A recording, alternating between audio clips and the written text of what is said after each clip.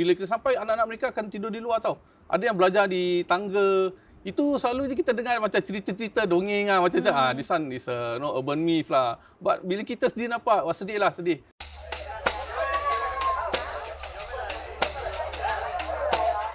Kaya dengan sejarah, Bandar M-Cube at Toa Payoh ini telah melantik 24 ejen kejayaan untuk mendamping penduduk-penduduk di sini. Datang dari pelbagai latar belakang, setiap ejen kejayaan ialah sukarelawan yang dilatih untuk kerjasama dan juga mengenal pasti setiap keperluan penduduk di Toa Payoh. Dan hari ini saya telah membuat temujanji dengan seorang ejen kejayaan.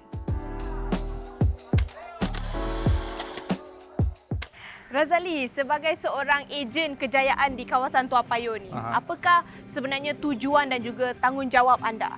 Okay, success agent tugasnya adalah untuk become a body to these residents. Masalah-masalah yang mereka ada mungkin dalam masalah kewangan, masalah kepersekolahan anak-anak atau masalah perumahan.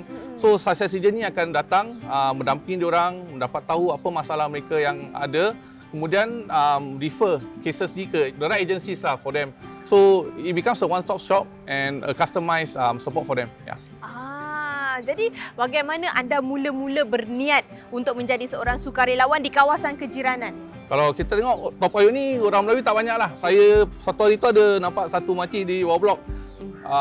She was out of job and then I was seeking help and then from there, after kita converse, we realised that she had actually multiple problems. From there, I think it's a wake-up call for me to give back, especially kat Toa Payoh ni. Satu niat yang murni. Dengan situasi sekarang ni, apakah cabaran-cabaran lain penduduk-penduduk di Toa Payoh ni mengalami? Sekarang kita ada COVID-19 ni, banyak yang kehilangan pekerjaan atau ada yang kena home quarantine. So, mereka tak boleh dapat keluar bekerja. Masyarakat Melayu kita di Toa Payoh ni, majoriti kebanyakannya adalah delivery riders atau driver kereta private. So, bila mereka ada home quarantine order, masalah yang mereka ada kewangan lah. Kerana diorang hidup based on daily basis kan, by day. And then after that, when they are at home, pasal diorang quarantine, budak-budak kan tengah home based learning kan. So they have issues, especially dalam rental block tu, ada satu bilik, kadang-kadang tak ada bilik langsung. So the space space constraint. Ada mereka yang tak ada rumah, diorang tinggal dengan ibu bapa mereka, dengan nenek mereka. Kebanyakan mereka sudah ada anak beranak. So kalau kita tengok rumah sewa tu kecil, kalau kita tengok dalam average ada 7 hingga ke 10 orang. Wow. Ada yang lebih ke 15 orang. Bila kita sampai, anak-anak mereka akan tidur di luar tau. Ada yang belajar di tangga.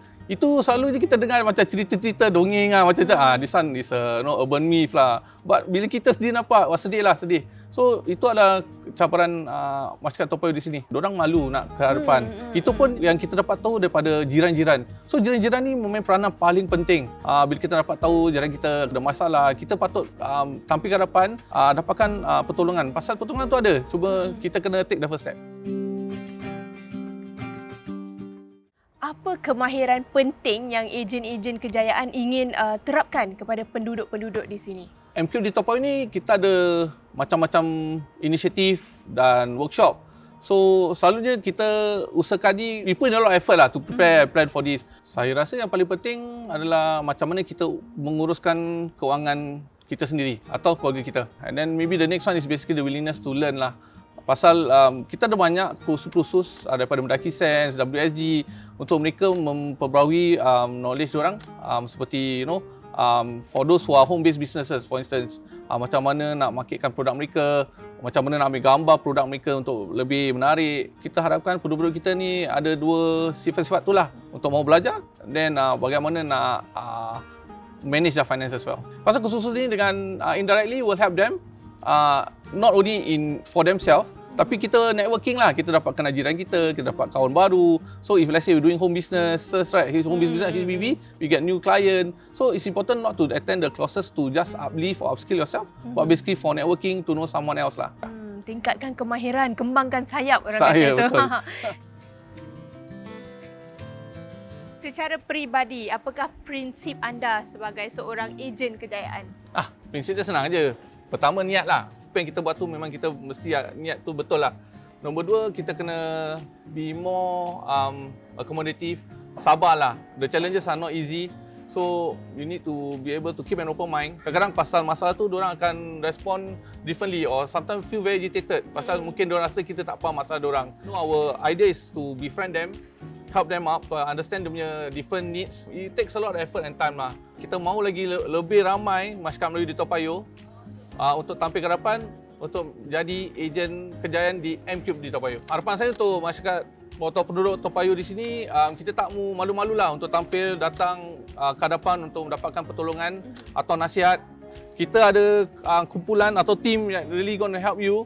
So the first thing is you have to step forward. You can just drop us an email or go to NECC and then we will come and see you. Daripada situ kita akan tolong anda dan fahami masalah di situlah. Ya. Beranikan diri untuk tampil Ya. ke hadapan, bertemu dengan ejen-ejen Ejen kejayaan kejayaan. kita ada. Ya. Ejen-ejen kejayaan seperti Razali di M-Cube at Toa Payoh rela menyumbang masa dan bakat untuk berbakti kepada masyarakat. Jika anda berminat, sila daftar untuk menjadi sukarelawan di bandar M-Cube yang terdekat.